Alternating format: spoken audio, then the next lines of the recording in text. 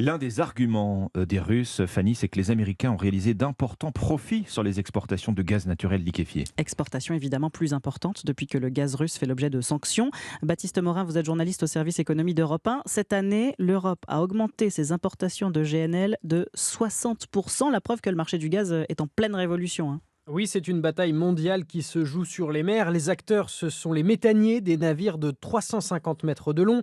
Ce sont eux qui transportent le GNL, le gaz naturel liquéfié. Ce gaz vient d'Australie, du Qatar, des États-Unis, d'Algérie, du Nigeria. Il est liquéfié pour être transporté car sous cette forme, il prend 600 fois moins de place dans les cuves. Si les stocks européens sont remplis à 90% aujourd'hui, c'est grâce au GNL. Francis Perrin, directeur de recherche à l'IRIS, explique cet attrait par l'absence de gazoducs et donc de structures figées. Le GNL représente un gain en termes de flexibilité et donc de sécurité énergétique, sécurité des débouchés pour les vendeurs, sécurité des approvisionnements pour les acheteurs. Baptiste, est-ce que le GNL, c'est le remède contre la crise énergétique en Europe ?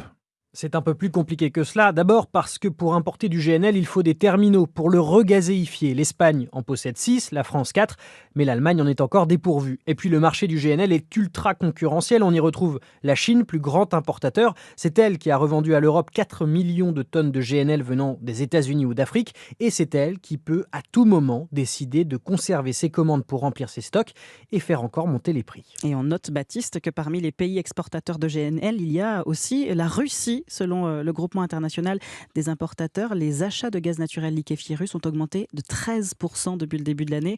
Pourquoi ? Parce qu'il n'est pas vendu par l'entreprise publique Gazprom, mais par la société privée Novatek, en partenariat d'ailleurs avec le français Total.